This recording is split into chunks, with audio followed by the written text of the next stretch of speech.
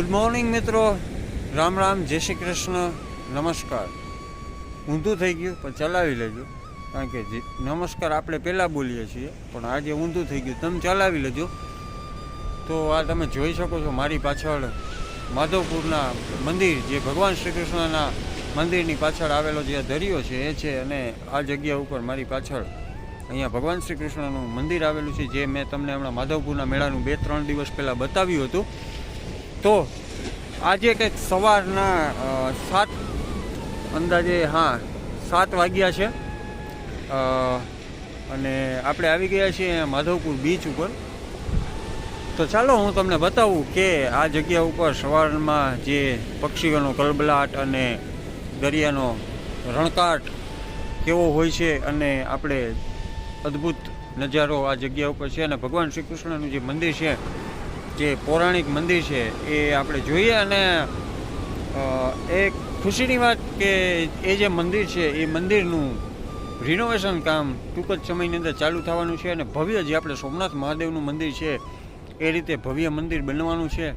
તો આપણે ચાલો હું તમને અત્યારે જે મંદિર છે, જે પરિસ્થિતિમાં મેં તમને આની પહેલાંના વિડીયોમાં બતાવ્યું હતું, ત્યારે લાઇટિંગ ના તે હતું એટલે વ્યવસ્થિત નહીં દેખાણું. ચાલો હું તમને બતાવું. તો મિત્રો, તમને મારો વિડીયો ગમે તો મિત્રો વિડીયોને લાઇક, શેર અને સબસ્ક્રાઈબ કરવાનું ભૂલતા નહીં. આ જે વિડીયો છે એ હું તારીખ 23ના દિવસે રેકોર્ડ કરું છું. તો આ જે વિડીયો તમને અંદાજે 3-4 દિવસ પછી મળશે. તો ચાલો આપણે ભગવાન શ્રી કૃષ્ણના સવારમાં મંદિરના દર્શન કરીએ. અને પક્ષીઓનો કલબલાટ અને પક્ષીઓ અહીંયા ચણ અને બધું એવું નાખેલું હોય છે. મારી પાછળ તમે જોઈ શકો છો કે અહીંયા પક્ષી ને બધા છે. તો ચાલો આપણે જઈએ ભગવાન શ્રી કૃષ્ણના મંદિર તરફ. તો વિડીયોમાં આગળ બન્યા રહેજો.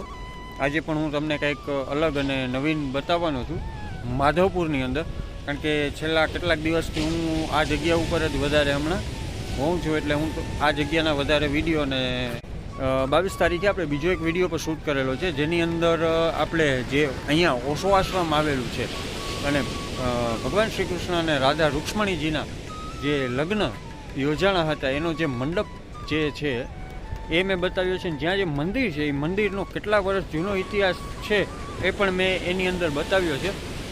તો એ વિડીયો પણ તમારે જોવાનો છે. જોકે આ વિડીયો હું શૂટ કરું એની પહેલાં જ એ વિડીયો હું અપલોડ કરી દઈશ યુટ્યુબની અંદર. પણ તમે આ વિડીયો જોયો હોય તો એ વિડીયો ના જોયો હોય તો હું લિંક ડિસ્ક્રિપ્શનમાં એ દઈ દઈશ તમને, તો તમે અચૂકથી જોઈ લેજો એ વિડીયો. તો ચાલો હું તમને ભગવાન કૃષ્ણના મંદિરના દર્શન કરાવું. તો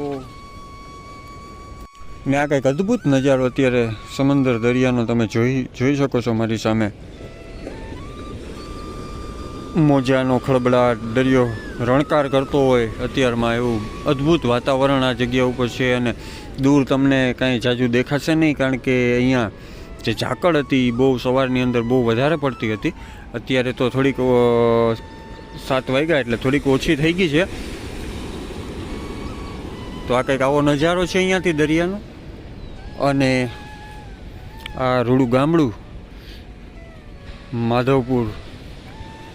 અને જે મેં તમને વાત કરી કે આપણે જે વિડીયો બનાવ્યો છે, તો એ વિડીયોની અંદર છે ને મેં માધવપુર કેવી રીતે નામ પડ્યું અને કેવી રીતે આખું ગામ વસાવવામાં આવ્યું ને એના વિશે પણ મેં એ વિડીયોની અંદર માહિતી આપેલી છે. તો તમે એ વિડીયો પર જરૂરથી જોજો. અને સંપૂર્ણ માહિતી જે ભગવાન શ્રી કૃષ્ણ અને રાધા રૂક્ષ્મણીજી એની એ વિડીયોની અંદર મેં આપેલી છે, તો એ પણ તમે જરૂરથી જોજો.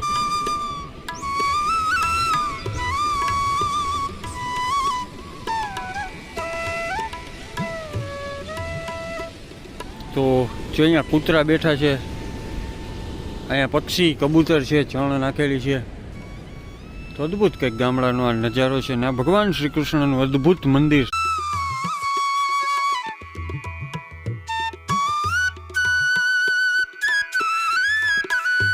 તો અમારી પાછળ છે ભગવાન શ્રી કૃષ્ણનું મંદિર. તો કોમેન્ટની અંદર બધા લખી નાખજો જય શ્રી કૃષ્ણ, જય કારિયા ઠાકર, જય રાજા રણછોડરાય. ભૂલતા નહીં મિત્રો. ને અહીંયા જે તમને પાછળ દેખાય છે બીજું તૂટેલું મંદિર, એ છે જૂનું મંદિર. અને એ મંદિરનું આપણે રિનોવેશન કામ ચાલુ થવાની છે એવી માહિતી મળી છે. તો એ પણ ટૂંક જ સમયની અંદર ભવ્ય મંદિર જે સોમનાથ મંદિર છે એના જેવું ભવ્ય મંદિર બની જશે. તો ચાલો હું તમને દર્શન કરાવું એ મંદિરના. તો આજ જે મંદિર છે ભવ્ય બનવાનું છે.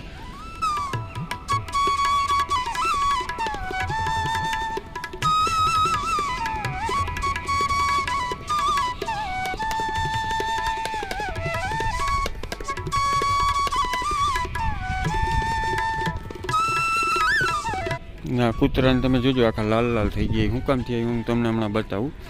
ભગવાન શ્રી કૃષ્ણની જ્યારે અહીંયા જાન આવે ને ત્યારે આ જગ્યા ઉપર ભગવાન શ્રી કૃષ્ણનું જે મંદિર છે ત્યાં એમની જાન આવે છે. તો અબીલ ગુલાલની સાથે આ જગ્યા ઉપર પહોંચે છે અને બહોળી સંખ્યાની અંદર અબીલ ગુલાલ ઉડાવવામાં આવે છે.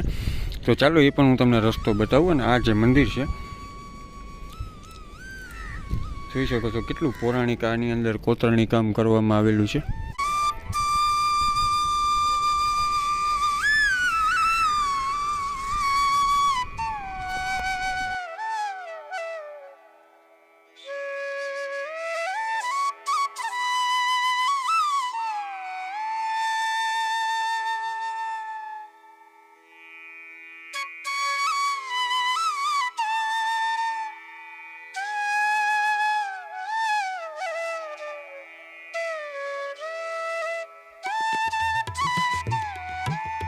આ તમે જોઈ શકો છો કે અત્યારે આ મંદિરની કેવી હાલત છે. એકદમ જર્જરિત હાલતની અંદર છે. અને એમ કહેવામાં આવે છે કે 12મી સદીની અંદર જે મુસલમાન આક્રમણકારીઓ હતા તેના દ્વારા આ મંદિરને તોડી નાખવામાં આવ્યું હતું, ખંડિત કરી નાખવામાં આવ્યું હતું. તે બાદ 15મી સદીની અંદર આ મંદિરનું કામ પાછું રિનોવેશન કામ કરવામાં આવ્યું હતું.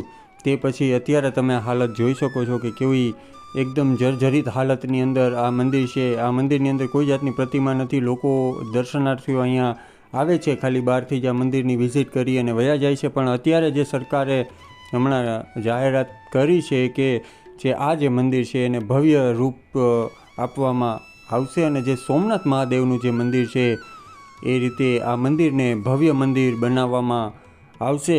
તો આપણે ભગવાન શ્રી કૃષ્ણને પ્રાર્થના કરીએ કે આ મંદિર જલ્દીથી બની જાય અને ભગવાન શ્રી કૃષ્ણ આ જગ્યા ઉપર આ મંદિરમાં પાછા બિરાજમાન થાય. તો મિત્રો વિડીયો તમને સારો લાગ્યો હોય, ગમ્યો હોય તો મિત્રો વિડીયોને સારો લાગ્યો હોય તો વિડીયોને લાઇક અને શેર કરવાનું ભૂલતા નહીં. ચેનલમાં નવા હોય તો સબસ્ક્રાઈબ કરવાનું ભૂલતા નહીં.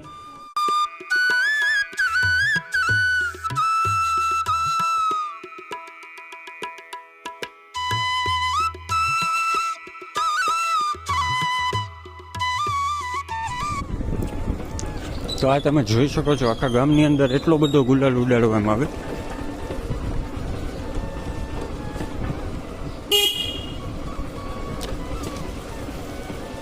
તો આજે આખા ગામની અંદર આખી અબીલ ગુલાલ સાથે અહીંયા સામૈયા કરવામાં આવે છે.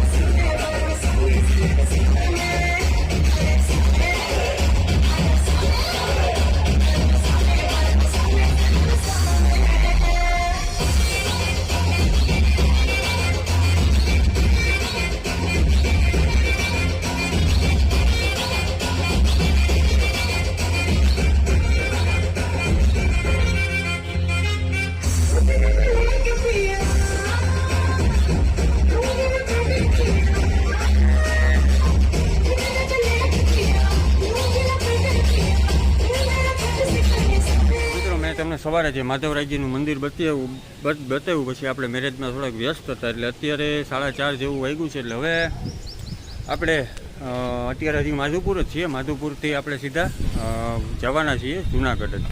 ચાલો હવે આપણે જુનાગઢ જઈ અને મળીએ અને જોઈએ જુનાગઢ જઈને શું છે અત્યારે માહોલ કરવાનો. તો ચાલો બાય બાય, ટાટા, મળીએ આપણે જુનાગઢ.